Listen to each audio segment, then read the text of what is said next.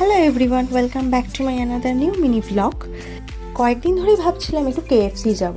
আর এখন শীতকাল মানেই জানো যে তোমরা যে কোনো রকম খাবারের জন্য ভীষণ ভালো এই সিজনটা। আমার তো ভীষণ ভালো লাগে শীতকালে, কারণ শীতকালে সব রকম খাবার খাওয়া যায় যে কোনো ধরনের। গরমকালে যেটা হয় না, গরমকালে অনেক লাইট ফুড আমাদের খেতে হয়।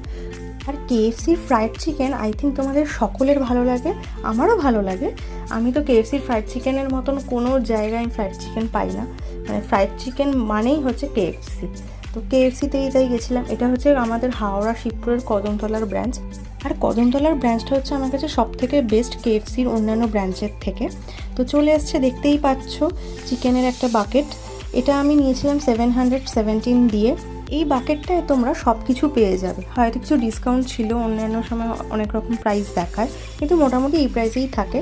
যেটাতে সব কিছুই ছিল, চিকেন পপকর্ন, চিকেন স্ট্রিপস, চিকেনের লেগ পিস আর 3টে কোক থাকে।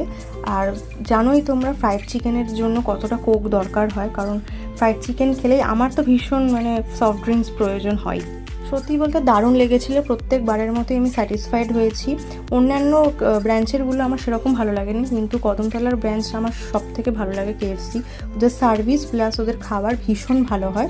তো আমাদের তখন খাওয়া দাওয়া হয়ে গেছিলো, আমি তখন ফিরছিলাম বাড়ি। তো তোমাদের ব্লগটা যদি ভালো লেগে থাকে তাহলে লাইক, কমেন্ট অ্যান্ড শেয়ার করো। যারা ইউটিউব থেকে দেখছো তারা আমার চ্যানেলটা অবশ্যই সাবস্ক্রাইব করো, আর যারা ফেসবুক এবং ইনস্টা থেকে দেখছো তারা আমার প্রোফাইলটা অবশ্যই ফলো করে নিও। দেখা হবে নেক্সট ব্লগে, ততক্ষণের জন্য টাটা।